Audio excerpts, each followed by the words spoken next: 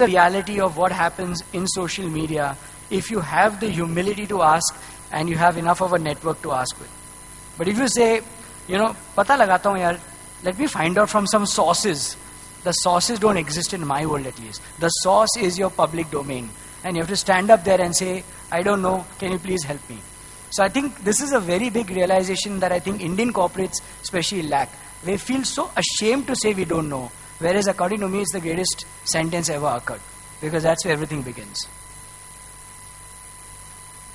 And coming back, I feel we're now living in a world where science has done a lot and it will continue to do a lot. But there's an intuitivity. There is that feel. There is that gut. There is that inspiration.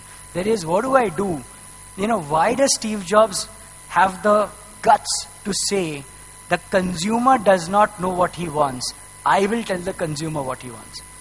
I've never heard anybody say that. If Steve Jobs went to Harvard, Stanford and Kellogg's and said that, they would have thrown him out.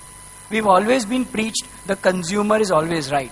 Here comes a man who says the consumer is always wrong. Because I will tell you what you want. That cannot come on its own. That comes with a very deep, deep insight, with a very deep blessing, with grace. And therefore I feel that as young people, and I'm very proud to say, you must meditate. You must, seek spirituality out, because that is the only way you will actually develop that edge, that fine line between knowing and being told what you don't know, but you're hoping to find out, and use it wherever you want to.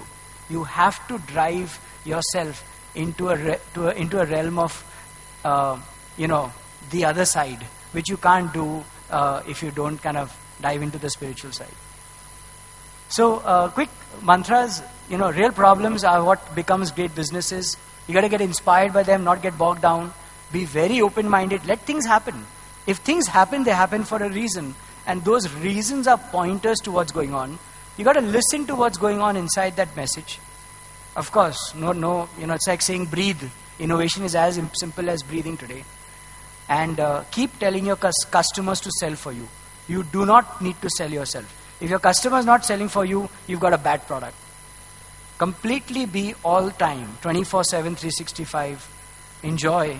I think, we call ourselves if you're in the happiness business, which is what we sell, we want our people to be happy.